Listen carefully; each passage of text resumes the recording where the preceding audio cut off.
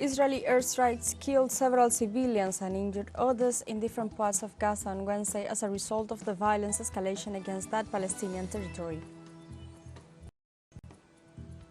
In Venezuela, 97% of the political parties participating in the national dialogue agreed on a document to warranty the electoral processes. The 44th summit of the Executive Council of the African Union began on Wednesday in Ethiopia. Hello and welcome to From the South. I'm Alejandra Garcia from teleSUR Studios in Havana, Cuba. We begin with the news.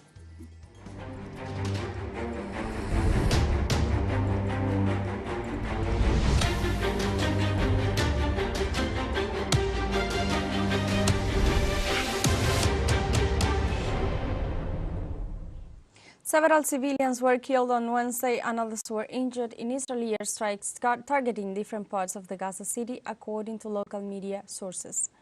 Medical sources said that Israeli fighters jets bombed a house belonging to the Nuwaija family, killing 4 people.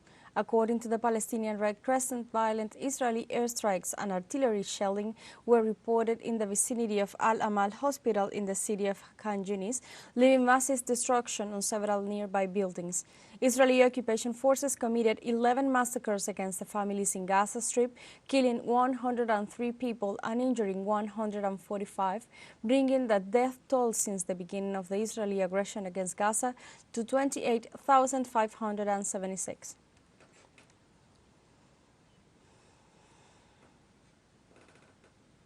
In this context, the United Nations World Food Programme, WFP, warned that the West Bank is facing escalating violence, arrest, and movement restrictions that have an impact on hunger.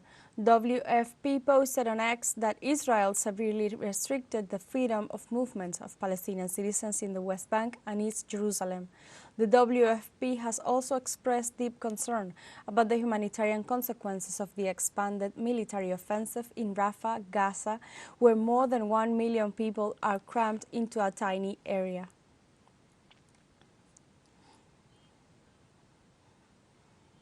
In Palestine, the situation in Khan Yunis worsens. The Israeli occupation army carries out a threatening evacuation for the Gaza people in the Nasser hospital complex. From Gaza, our correspondent Huda Hegazi tells us the details.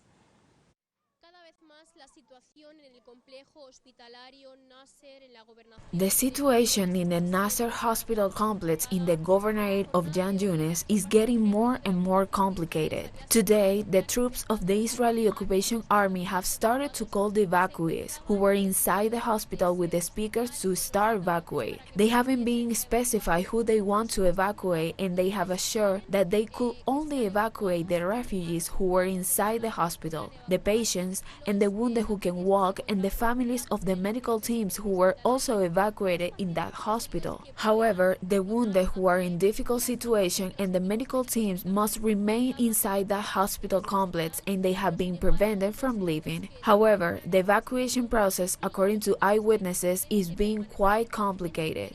The Israeli occupation army proceeds to carry out investigations with anyone who wants to leave. They are even being taken to controls. Investigations and controls can take hours and hours. It has been assured that several Gazzetis have been detained, and that is at the moment it is not known what their whereabouts are. What they have also assured us is that Israel prevents people from carrying their basic needs or belongings with them, and therefore they cannot live with anything, only with the clothes and clothes they wear. They cannot even take out the tents that they proceeded to install in the Nasser hospital complex to take refugee or even clothes, mattresses or blankets. They cannot live with anything, only with the clothes they wear. Therefore, it has been assured that it is quite complicated. It is even believed that the evacuation process is a terrible process. You can see the troops of the occupation army, the tanks, and it has been assured that anyone who wants to leave is directly targeted with the pistols of the snipers of the Israeli occupation army. Even several Gazzetis, out of fear, have decided not to evacuate, to stay in the Nasser hospital complex, despite the difficult situation and the danger they could run into if they stayed there. Therefore,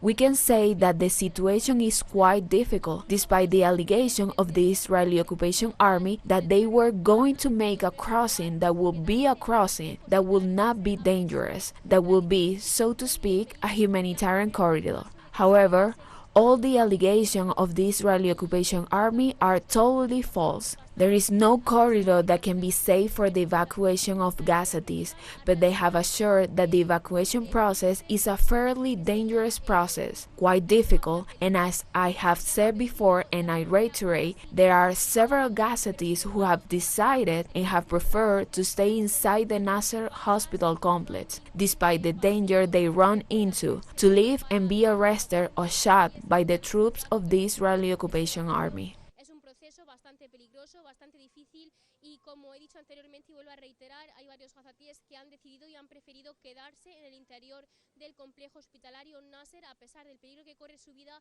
a salir y que sean detenidos o que sean disparados. Turkish President Recep Tayyip Erdogan traveled to Egypt on Wednesday to meet his Egyptian counterpart and support the increasing demands for Israel to halt its war in the Gaza Strip against Hamas. Erdogan's visit comes at a time when ties between Ankara and Cairo have been growing closer again after years of tensions. In this sense, Erdogan met with the President Abdel Fattah el-Sisi at the Itidaya Palace in Egypt's capital, and according to official sources, both leaders discussed bilateral relations and regional challenges, especially in the efforts to stop the conflict in Gaza. It should be noted that Erdogan's visit to the African nation is the first in more than a decade.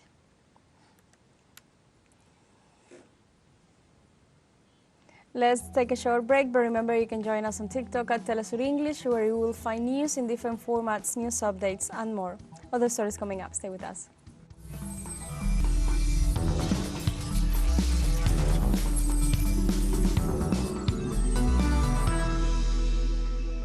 Welcome back. 97% of the Venezuelan political parties participating in the national dialogue agreed on a document to warranty the electoral processes. The President of the National Assembly, Jorge Rodriguez, informed during a press conference that the sectors participating in the 7th day of consultations and debates agreed on a document with 3 principles that led to warranty the development of an electoral process. The head of the parliament stressed that during the national dialogue they meet with 41 organizations of the nation's political spectrum, where they establish a consensus on the reception of proposals. On the other hand, the deputy rejected the political maneuvers from abroad to interfere in the internal affairs of the country.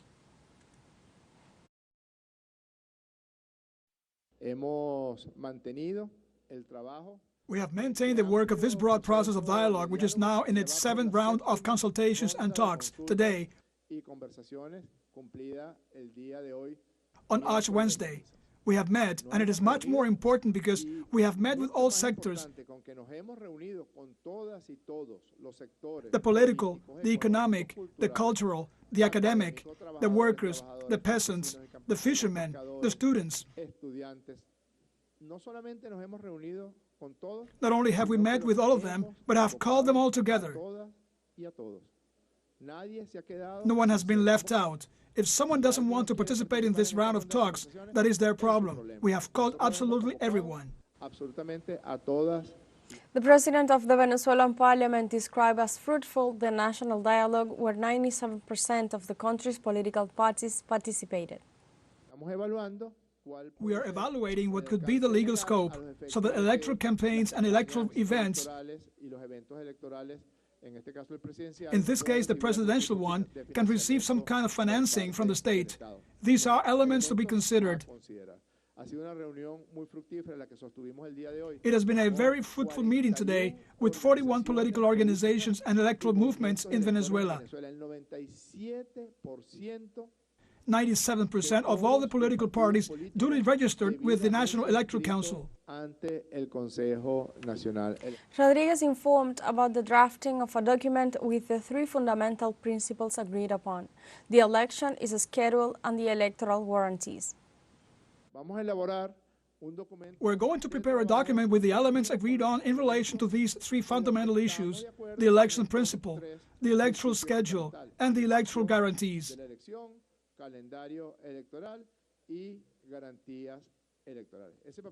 This document will be presented to the political organizations this afternoon and also to other representatives of the other sectors of the national life.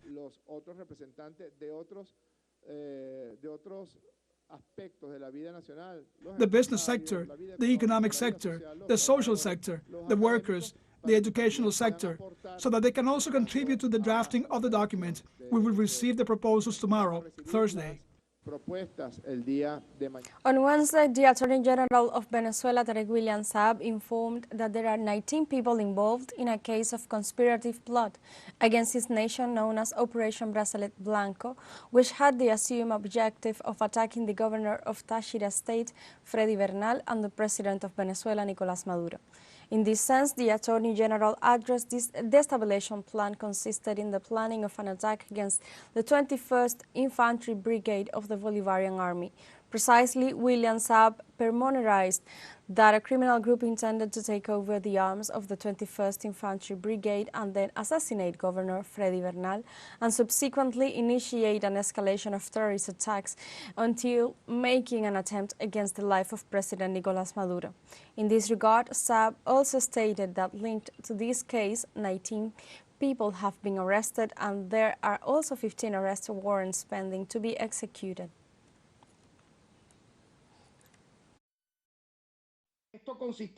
This consisted of planning an attack against the 21 infantry brigades of the Bolivarian Army to take over the weapons of the body and then make an attempt on the life of Governor Freddy Bernal, and subsequently initiate an escalation of terrorist acts until the assassination attempt against President Nicolás Maduro. In Mexico, the parliament approved a constitutional reform to prohibit indigenous child marriage. The Chamber of the Senate unanimously approved the modification of Article 2 of the National Constitution, which establishes the prohibition of marriage of minors under 18 years of age in indigenous communities in order to privilege the best interests of the welfare of children and adolescents. Senators highlighted the importance of guaranteeing human rights for indigenous children. They also pointed out that it seeks to eradicate this practice, which is the most prevalent in rural areas, which places the country in 8th place among the countries with the highest rate of forced marriages among minors.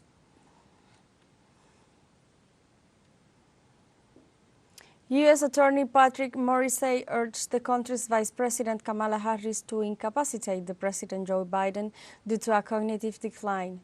The Attorney General of West Virginia, Patrick Morrisey, sent a letter to the Vice President of the United States asking her to exercise the power provided for in the Constitution in the event that the President is unable to continue in his position.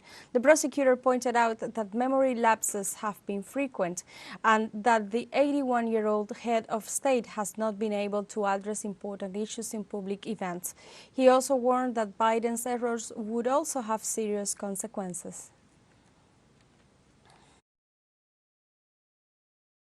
The governments of Cuba and South Korea established diplomatic and consular relations on Wednesday, as announced by the Ministry of Foreign Affairs of the largest of the Antilles. Through a communiqué, the Cuban Foreign Ministry pointed out that the links were established through an exchange of diplomatic notes between the permanent representation of both countries to the United Nations in New York.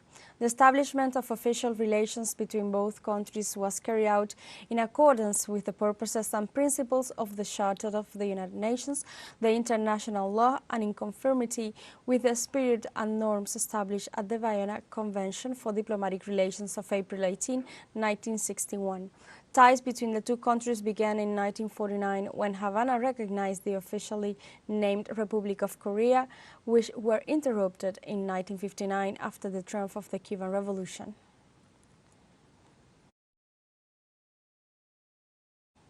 Spain lived on Wednesday the 9th day of agricultural protests, which have been taking place for several weeks and affect several countries of the European Union. Once again, there are tractors, barricades, marches, and the tension shows the dissatisfaction of the farmers with the low profitability of their work, the high price of energy, the competition of products from countries outside the Union, and the bureaucracy of Brussels. The farmers' protests expose that crisis that the countryside is going through, especially the small farms. The sector protests against low prices paid by supermarkets and distributions, the increase in production costs due to the higher fuel and energy prices, and the increased environmental requirements of Brussels.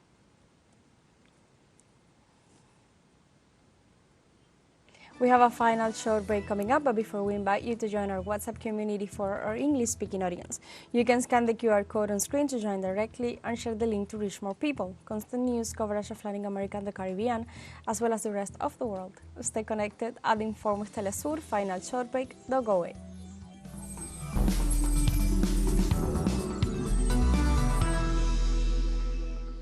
Welcome to From the South. The 44th summit of the Executive Council of the African Union began on Wednesday in Ethiopia. In this regard, the president of the multilateral organization, Moussa Faki Mahamat, reiterated that the current institutional reform of the regional bloc seeks to strengthen their capacities to face the challenges of the changing world. For his part, Moussa Faki Mahamat also said that they will address the division of labor between the African political organization and the regional economic community to ensure transparency and reduce shortfalls. In the meantime, the president of the African Union also pointed out that the budget execution of fundings affects the credibility of the organization. In Chad, refugee aid organizations have warned that the conflict in Sudan has displaced more than 700,000 refugees who are at risk of starvation. The situation resulting from the conflict in Sudan is considered one of the largest crises of human displacement resulting from war in the world. In a report, refugee organizations cited that 1 out of 3 people are refugees in eastern Chad, which is an unsustainable situation as it is one of the poorest countries in the world. The World Food Programme warned that in 2023, more than 1 million people in Chad will be deprived of food aid due to financial cuts. The agency also warned that the situation is worrying because it could aggravate the existing food crisis in Central Africa with a population of more than 17 million.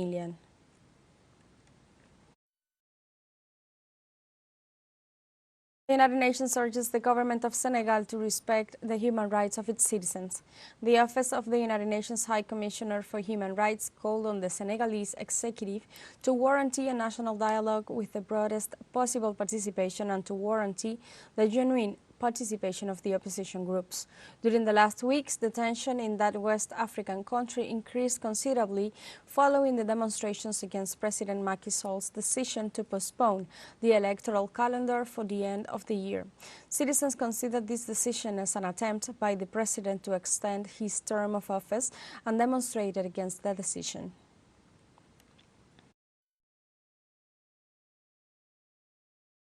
Hundreds of Kenyans convened for a Dark Valentine event on Wednesday to advocate against femicide in the country where over a dozen women were killed last month.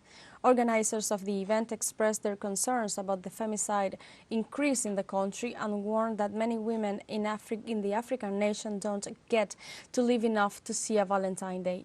The rights groups have been alarmed by the phenomenon, calling it a pandemic and urging the government to treat it as a national disaster. According to a report by the United Nations Office on Drugs and Crime, in 2022 alone, Kenya recorded 725 femicide cases, the highest number since data collection began in 2015. Yet, for many Kenyan women, sexual and gender-based violence is a frightening familiar reality. Yes, it's Valentine's Day, but there's also a whole conversation to be had about what kind of love message are we spreading. So Dark Valentine, I was in red earlier today, but I'm somber today in black because guess what? Not a lot of people lived to see Valentine's Day. So we have to bring it into days like this so that people stop separating issues so much. Somebody today could die because of femicide. That's the unfortunate thing, because of a date gone wrong. And so it's a relevant issue to bring on a day like today.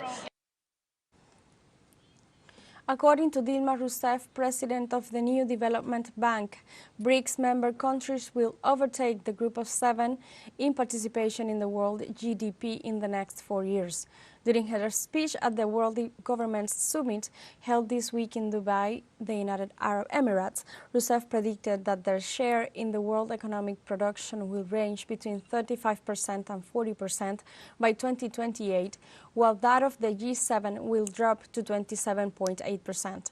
Likewise, the former Brazilian president pointed out that the share of emerging markets in world trade increased from 37% in 2016 to 41% in 2022, while that of the advanced economics declined from 62% to 58% over the same period. BRICS was founded in 2006 with 5 members: Brazil, Russia, India, China, and South Africa. In January this year, Egypt, Ethiopia, Iran, Saudi Arabia, and the United Arab Emirates became new full members. We have come to the end of this news brief, but you can find this and many other stories on our website at telesurenglish.net and join us on social media, Facebook, X, Instagram, Telegram, and TikTok as well. For Telesur English, I'm Alejandra Garcia. Thank you for watching.